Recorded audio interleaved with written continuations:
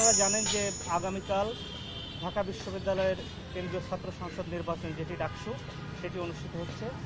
তো এই নির্বাচনকে কেন্দ্র করে এই নির্বাচনী পরিবেশ এবং সামগ্রিক পরিবেশ সুন্দর এবং স্বাভাবিক রাখার স্বার্থে আমাদের ডিএমপির মাননীয় কমিশনার মহোদয়ের নির্দেশনা এবং নেতৃত্বে আমরা একটি নিরাপত্তা পরিকল্পনা প্রণয়ন করেছি।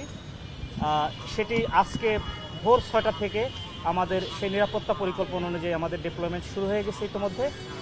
আর আমরা সর্বোচ্চ নিরাপত্তামূলক যে ব্যবস্থা, ঢাকা বিশ্ববিদ্যালয়ের এটি একটি গুরুত্বপূর্ণ নির্বাচন, তো সেই গুরুত্বের বিবেচনায় আমরা সর্বোচ্চ নিরাপত্তামূলক ব্যবস্থা সেটি গ্রহণ করেছি।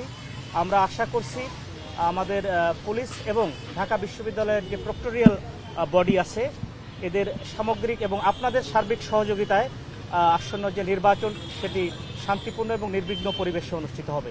কোনো ধরনের আশঙ্কা আপনারা দেখছেন কিনা আপনাদের পক্ষ থেকে?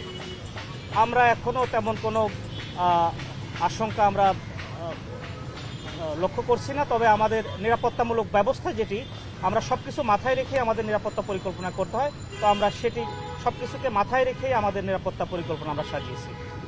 স্তরে নিরাপত্তা নেওয়া হয়েছে কিনা এরকম? আমরা একেবারে আপনার এই পুরা বিশ্ববিদ্যালয় কেন্দ্রিক যে নিরাপত্তা নিশ্চিত করার জন্য আমরা সর্বোচ্চ আপনাদেরকে বলেছি সর্বোচ্চ পর্যায়ের যে নিরাপত্তা সেটি নিয়েছি।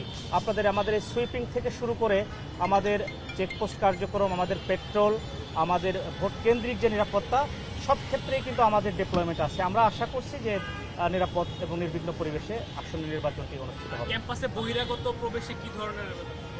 ক্যাম্পাসে বহিরাগত প্রবেশের ক্ষেত্রে আমাদের বিশ্ববিদ্যালয় প্রশাসন যে নির্দেশনা দিয়েছেন ওনাদেরকে আমরা সহযোগিতা করব, যাতে করে বিশ্ববিদ্যালয়ে বিধি বহির্ভূত যে সকল লোকজন আছেন যাদের প্রবেশ করার এখতিয়ার নেই তারা প্রবেশ করতে পারবেন না।